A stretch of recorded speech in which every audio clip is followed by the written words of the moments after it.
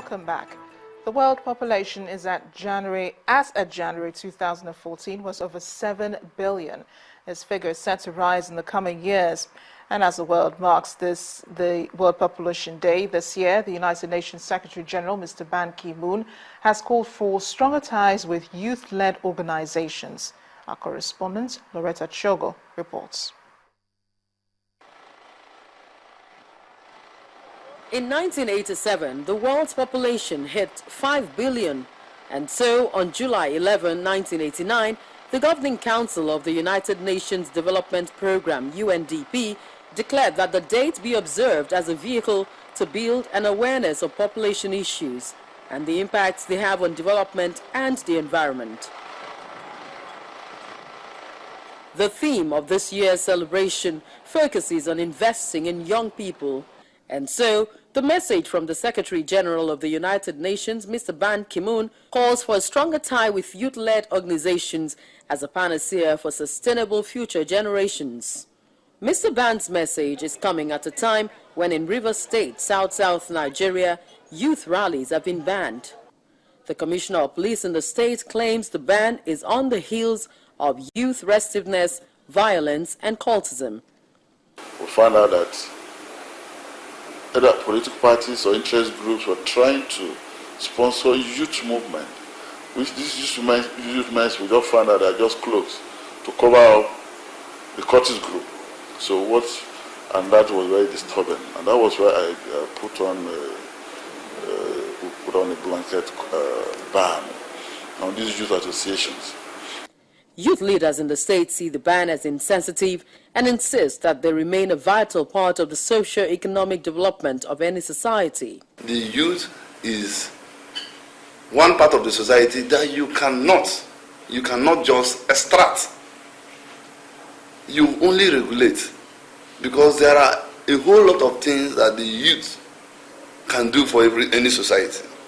Well, as I said before, the World Youth Organization should be properly defined, because you also have those who claim to be youth organizations that are gang groups. So if you see a gang group and you misinterpret them for youth organization, and people tend to use them for their selfish or nefarious interests, then you might be hitting the wrong nail. This is just one of so many issues the youth face. Today, it is estimated that 1.8 billion continue to grapple with poverty, unemployment, inequality, and human rights violations that prevents them from reaching their personal and collective potential globally. There are fears that the world's population will soon reach a level where there will not be enough resources to sustain life. Many environmental, social, and economic problems either stem from or are increased in magnitude by the overpopulation problem. And as the world marks the Population Day with a recent figure of over 7 billion people, achieving a zero population growth may be the only solution to the growing socio-economic and political challenges. Loretta Chogo, Channels Television News. First Bank.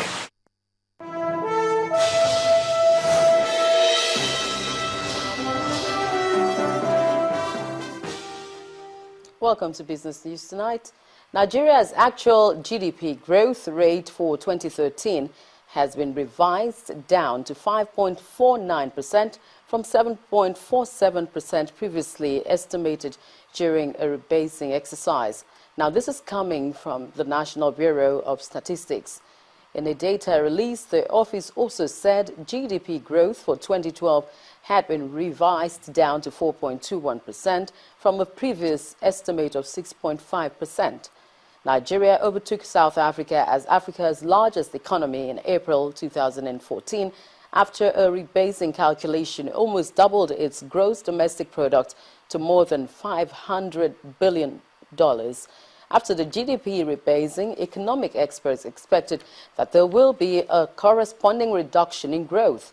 However, Nigeria's growth rate is still way ahead of the continent's other giant, South Africa, whose GDP growth was 1.9% in 2013 as it suffered badly from strikes at major mines. Now, less than 5% of about 2 million adults in Imo State pay their tax, and of this number do not pay their tax, and of this number, about 90% are employees of government and the organized private sector. This is coming from the Commissioner for Internal Resources and Pension Affairs in the state. Mr. Nick Oparandudu is calling for an immediate action to increase the revenue base of the state as oil, which constitutes much of the federal allocation, continues to drop. This may be responsible for the launch of a program tagged Akandozi, meaning the hand that contributes to development in that state. Telecom operators want the government to grant their facilities critical national infrastructure status, same as oil, pipelines and power, in order to reduce the spate of vandalism and incessant lockout of their base stations. This was part of their presentation at the 75th Telecoms Consumer Parliament, organized by the Nigerian Communications Commission in Lagos. The Executive Vice Chairman of NCC, Dr. Eugene Jua, presided over the session. Industry players in the telecoms business are gathered here to find ways of enhancing industry capacity to deliver on its prospects. The Telecoms Parliament, Consumer Parliament, is one of the initiatives of the Nigerian Communication Commission, established to provide a platform for key stakeholders to meet and address important consumer-related issues. Deliberations are on and points of notes highlighted. In order to deepen deliberations, the Parliament decides to adopt a new formula. In TCP now, we don't invite just every other consumer. We handle them at the COT and the CTM levels. We invite critical industry decision makers in the telecom sector, chief executive officers and representatives of our service providers, advocacy groups, the Consumer Protection Council, National Regulatory Commission, the board and management of NCC.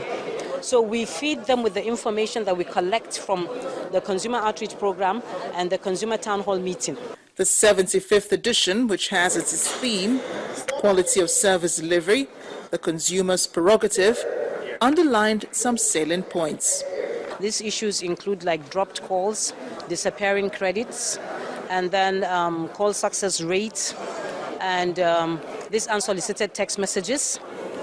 These are some of the issues that we brought up because consumers, most of the complaints we receive from our consumers are along that line. A major challenge that we face is that of incessant lockouts of sites by community interest groups and also incidentally government agencies who are demanding for different kinds of levies, unauthorized levies, and sometimes, even if authorized, excessively high levies.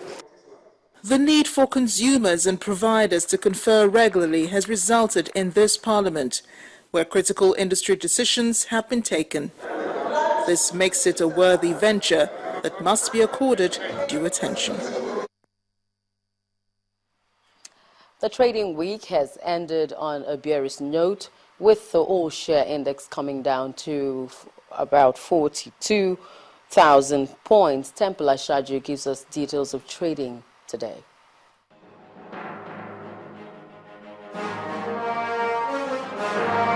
Hello and welcome to the Stock Market Reports. Equities at the Nigerian stock market closed on Friday in declines as the bears maintained negative posture on stocks. The all-share index was down 0.40% at 42,832.82, while the market capitalization settled at 14.14 trillion naira.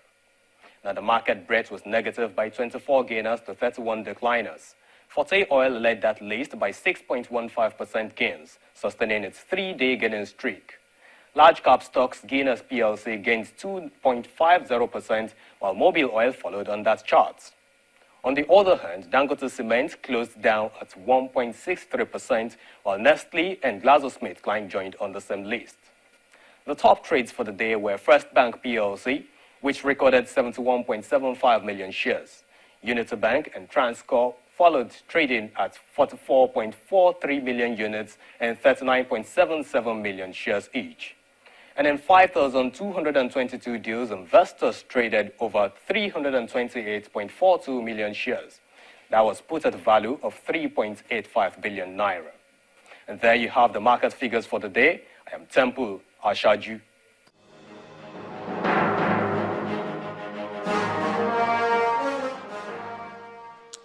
And the Organization of Petroleum Exporting Countries, OPEC, has cut its forecast of demand for crude oil from the 12 member oil countries for next year by 300,000 barrels per day.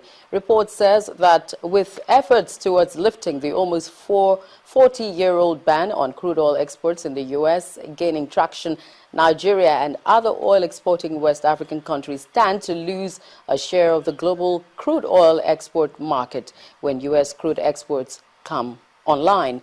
In its monthly oil market report, OPEC said it expected demand for crude produced by its members to fall to 29.4 million BPD in 2015, down from 29.7 million BPD is estimated for this year. World oil demand in 2015 is forecast to grow by 1.2 million BPD to average 92.3 million BPD, higher than the growth of 1 million BPD estimated for 2014. And that's it on Business News Tonight. I'm Loretta Chirwa.